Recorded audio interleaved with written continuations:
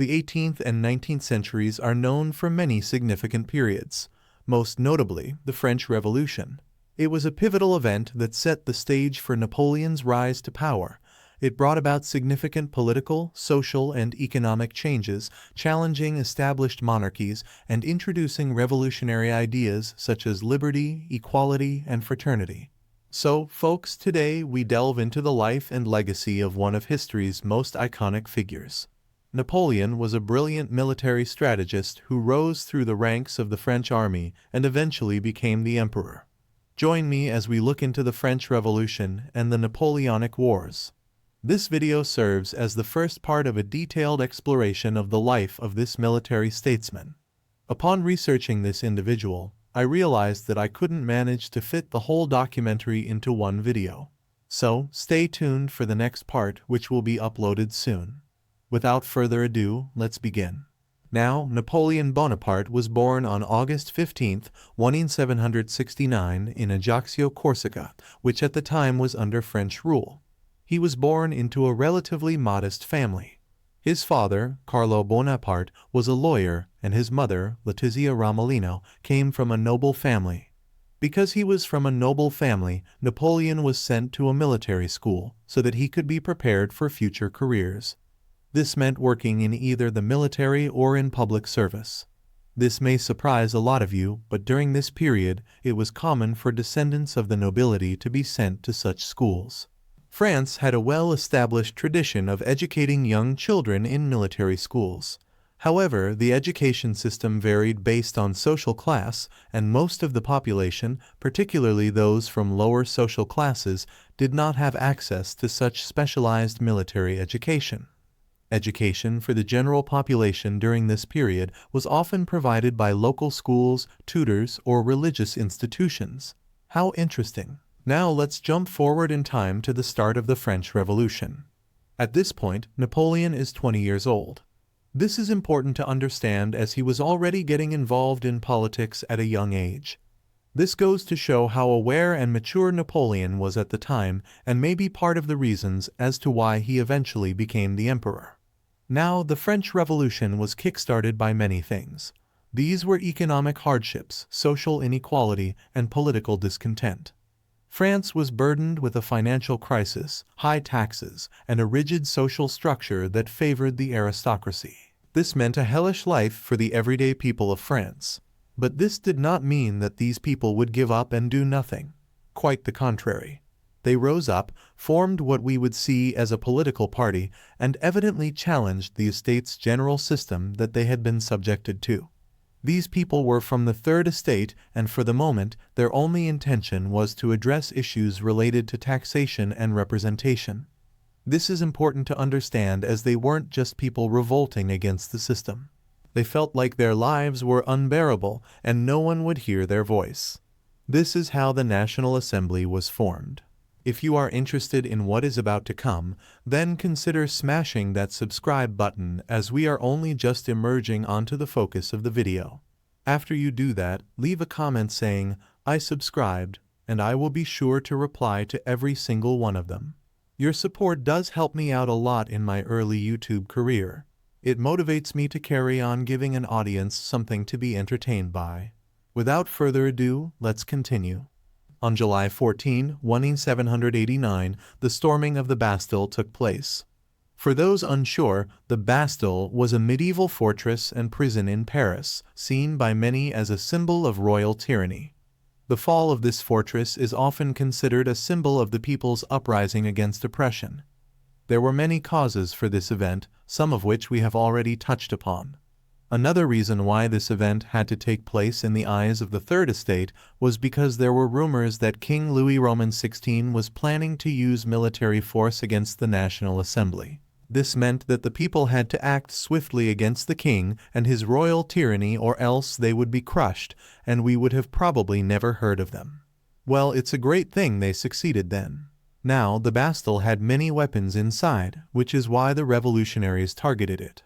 You have to understand that these people who were rebelling were everyday workers and as such had no weapons to fight with. Now we focus on 1793, where the siege of Toulon took place. It was this event that allowed Napoleon Bonaparte to rise to prominence, and here is why. Toulon was a port city in southern France and had rebelled against the National Assembly and sided with France's royal tyrannical rule, including royalists and foreign powers such as the British. Now, of course, this is due to the fact that they were from nobility, and an increase in taxation meant little to nothing for them. Rebelling against a state is a hard choice to make, as you could be easily crushed by a well-developed government. To them, rebelling seemed like an unwise choice. Now back to the main point. Napoleon was, at this period in time, a captain in the artillery. He had jumped through the ranks of the French army due to his military acumen. His role in this was not just to engage in battle. On the contrast, it was to guide Augustin Robespierre in selecting a suitable position for him during the siege. Napoleon took charge of the artillery and devised a plan to capture key positions, which would eventually mean victory over Toulon. He was promoted to the rank of brigadier general at the age of 25. To give some context, most towns were heavily fortified in the past, as they were more difficult times and being attacked would have been an everyday event. This would of course depend on many things: time period, geographic location, and specific circumstances of each community. During certain periods and in specific regions, fortifications were indeed a common feature due to the constant threats of invasions, raids, or conflicts. For example, during medieval times in Europe, many towns were surrounded by walls and equipped with towers, gates, and other defensive structures. Similarly, ancient civilizations often built city walls for protection against external threats. However, there were also periods in history and areas where not all towns were heavily fortified. Factors such as the availability of resources, the nature of local conflicts, and the overall stability of the region could influence the decision to invest in fortifications. Additionally, some settlements may have relied on natural features, like rivers or mountains, for defense rather than constructing extensive fortifications. That was rather interesting. Wouldn't you agree? If so, smash the like button. It would help us both out. Anyways, let's fast forward to 1795, when the French Revolution seemed to be facing internal challenges. France was undergoing political turmoil, and the Royalists were opposed to the new revolutionary government and were in favor of the monarchy. This specific event that I am referring to is the 13th of Vendémiaire. For those unsure, allow me to provide some context. Vendémiaire is the name of the first month in the French Republican calendar, which was used during the French Revolution from 1793 to 1806. In the Gregorian calendar, the 13th of Vendémiaire corresponds to approximately October 5th. What Napoleon helped to do was quell the Royalist insurrection. He was appointed by the government to command the troops and defend the revolutionary authorities. On this day, a confrontation occurred between the Royalist forces and the government troops under Napoleon's command. Napoleon implemented a series of artillery and strategic maneuvers to help suppress the Royalist uprising. He was inevitably successful, and thus earned even more recognition and promotion to his name. This was a critical period in time, and Napoleon proved his capability as a strategist and as a leader. Now folks, a lot has happened for Napoleon, but we are only just getting started, as at this point in time, he was a relatively unknown general at the time. I am glad you are interested, and so am I. In 1796, Napoleon was appointed to command the French army in Italy during the War of the First Coalition. This conflict was part of the larger Napoleonic Wars that engulfed Europe. Now, to provide some context, as I always do, the First Coalition was formed in 1792 and consisted of several European monarchies and states that opposed the revolutionary government in France. The main powers involved in this coalition included Austria, Prussia, Great Britain, Spain, Sardinia, and the Dutch Republic. These nations were united by their common goal of restoring the Bourbon monarchy in France and containing the revolutionary ideas that were spreading across Europe. Now we have an idea of what Napoleon was faced with as a military strategist under the revolutionary government. One of Napoleon's trademarks was the rapid movement of his troops. He famously said, "The battlefield is a scene of constant chaos. The winner will be the one who controls that chaos, both his own and the enemy's." His ability to cover large distances quickly allowed him to surprise and overwhelm his enemies. Now on to the sieges during this war. First, we have the Battle of Lodi. This is where Napoleon maneuvered his troops and captured the crucial bridge over the Adda River, allowing the French to advance into northern Italy. Napoleon had also laid siege to the Austrian-held fortress of Mantua. Despite facing numerous challenges, he maintained the blockade and ultimately compelled the Austrians to surrender in early 1797. This success further solidified Napoleon's reputation. They managed to resist for a reasonably long time, it seems. Now, obviously, a blockade isn't like your average battle. The main purpose is to use the fortress that the enemy hides to their disadvantage. Other than protection, a fortress needs more than just walls to keep the inhabitants protected. You need supplies to hold off a blockade. Food, water, medicine, ammunition and weapons, communication tools and construction tools. In terms of war, this is probably the worst battle you could fight, so to say, as it would seem fine in the beginning, but slowly the people would get disoriented and the supplies would eventually drain. This would lead to an uprising from within by the people. Back to the main subject, the Italian campaign came to a close when the Treaty of Campo Formio was made. This was a significant victory for Napoleon as he acquired the Austrian Netherlands for France. His success on the battlefield contributed to his rising popularity in France. Did you think Napoleon would stop in Italy? No way. He managed to oppose his enemies all the way in Egypt. I think you will be interested in hearing this. In 1798, Napoleon set on a course to challenge British influence in the Mediterranean and the Middle East. This campaign of his is often referred to as the French campaign in Egypt and Syria. His goals were to disrupt the British trade routes to India and secure the valuable resources of Egypt. This campaign is seen as one of his most significant naval operations. Battle on the ground is tough as it is, but try fighting at sea. Napoleon had many strategic tactics that won him battles against enemies on the ground, but for what he set off to do, he would need a very different mindset. Let's talk about the many tactics of naval combat. The most common tactic to be used was called line of battle. This is where fleets formed a line, with each ship sailing close to the one in front and behind. This formation allowed for better communication and coordination among ships. The objective was to engage the enemy fleet in a parallel line, maximizing the effectiveness of broadside firepower. Then we have broadside engagements. During this time, the primary weapons of warships were a combination of cannons and carronades. Ships would approach each other in parallel lines, firing broadsides at the enemy. The goal was to damage the enemy's hull and rigging, disable their ships, and ultimately force them to surrender. This is probably the most non-lethal battles get. On the contrary, we have boarding actions. Once a ship is sufficiently damaged, the next step would be to close in at an attempt to board the enemy ship. This involved sailors and marines participating in hand-to-hand combat on the decks, and the control of the ship was determined by the victor of these intense struggles. Up next, we have the Battle of the Pyramids on July 21, 1798. This is when Napoleon easily defeated the local Mamluk forces. This was to be expected as Napoleon was a renounced military strategist of the French and had ambitions too great to be put down in a battle such as this. But don't worry folks, Napoleon had many great campaigns in Egypt, and I will speak about them all. One of the most notable campaigns in Egypt was the Battle of the Nile, which was the first stance against the British Royal Navy.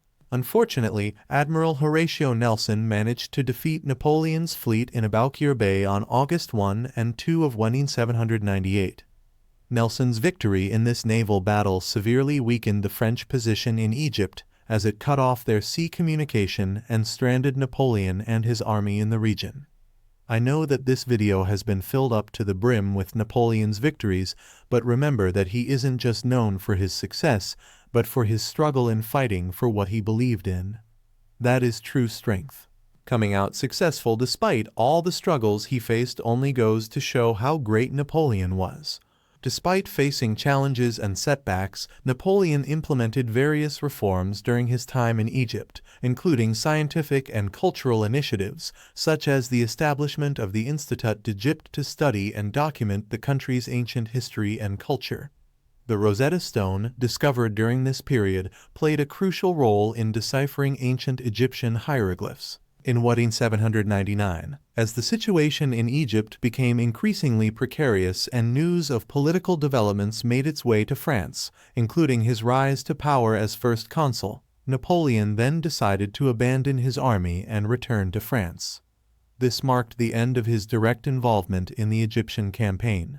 We can see from this event that Napoleon was unsuccessful as he couldn't manage against all the forces in the region who were also fighting for dominance in the Middle East and the Mediterranean. The remaining French forces in Egypt, under the command of General Jean-Baptiste Kleber, faced further conflicts, including engagements with the Ottomans and the British. The British ultimately captured Alexandria in 1801, leading to the withdrawal of the remaining French troops from Egypt. Now, one defeat can make it tempting to quit, but that was no option for Napoleon and the people who stood behind him. In 1799, the Directory lost control in France due to political instability and economic difficulties under their rule. The Directory was the government put in place after the fall of the radical Jacobin regime led by Maximilien Robespierre. As I have said before in my past videos, corruption can always find its way into a state, and the Directory was no exception. It had become unpopular due to corruption, economic struggles, and a series of military defeats. Napoleon returned to France to use this as an opportunity to seize power and control the situation. On November 9, 1799, 18 Brumaire in the French Republican calendar, Napoleon staged a coup d'état with the support of key military and political figures. These included Emmanuel Joseph Sieyès, Pierre Roger Ducos, and Jean-Jacques Régis de Cambacérès. The coup effectively ended the Directory and established a new government. Napoleon emerged as the first consul, effectively making him the most powerful figure in France. Jean-Jacques Régis de Cambacérès was made the second consul, as he was a close associate of Napoleon and played a key role in the establishment of the consulate government. This marked the beginning of the Napoleonic era. Napoleon's rule brought about significant changes in France, both internally and externally. He implemented a series of reforms known as the Napoleonic Code, which modernized the legal system and established key principles of individual rights and property. On the international stage, Napoleon's military campaigns expanded French influence across Europe, creating the Napoleonic Empire. The Battle of Marengo was a pivotal moment during the War of the Second Coalition. This battle took place near the town of Marengo in northern Italy. With Napoleon by their side, the French army maintained their morale during the battle and eventually won. But this was no easy skirmish as they were facing the Austrians, led by General Michael von Melas. The two armies marched against each other on the morning of June 14, 1800. The Austrians took a strategic advantage, and when all hope seemed to be lost, Napoleon turned the tide of the battle by implementing his reserved forces for a counterattack. This made the Austrians retreat by the end of the day. What truly ended this war, though, was the Armistice of Alessandria, which the Austrians were forced to sign. This demonstrates how Napoleon wasn't out for blood. Instead, he was fighting for stability and peace in all the regions he fought in. Of course, building the foundations for a state can be one thing, but maintaining it is another. And this is what Napoleon understood in his further actions. We see the diplomatic side of this great strategist, and he understands fighting a never-ending war is pointless. Having already been defeated by his first encounter with the British, Napoleon successfully negotiates with the British to bring about a temporary stop to the continuous warfare between the two nations. This was known as the Treaty of Amiens. This was a way for the British to undo some of what Napoleon had done or try to prevent him from going after land that the British had their eyes on. The terms of the treaty represented this. It stated that it would recognize territorial changes made during the war, with France retaining control over its conquests, but some territories had to be returned to pre-war owners. An example of this was the British and the French evacuating Egypt, and allowing the Ottomans to retake control. Also, this treaty meant that any prisoners of war from both sides were to be returned and that some captured territories were to be returned. This seems great and all, but we are fortunate to live in the present, and I can tell you that this peace didn't last long at all. It only lasted a year, and during this time, there were disputes and disagreements over the interpretation and implementation of the treaty's terms. The breakdown of the peace meant that the Napoleonic Wars were to resume until 1815. It was in 1804 when Napoleon crowned himself the Emperor of France. From his early military successes in the Italian campaigns to the political maneuvers in the aftermath of the French Revolution, Napoleon showcased exceptional leadership skills. As we've explored, Napoleon's ambitions and strategic brilliance paved the way for his eventual coronation as emperor in 1804. This period of his life laid the foundation for the transformative era that would follow, defining Napoleon as a figure who left an indelible mark on European history. This brings the video to a partial close. I am glad you have enjoyed this video, and so have I. As I said before, this is only the first part of this detailed documentary of the historical figure known as Napoleon. Stay tuned for part 2, which will focus on his reign as emperor and his ultimate downfall. If you made it this far, then how about subscribing to the channel to keep up to date with our latest videos?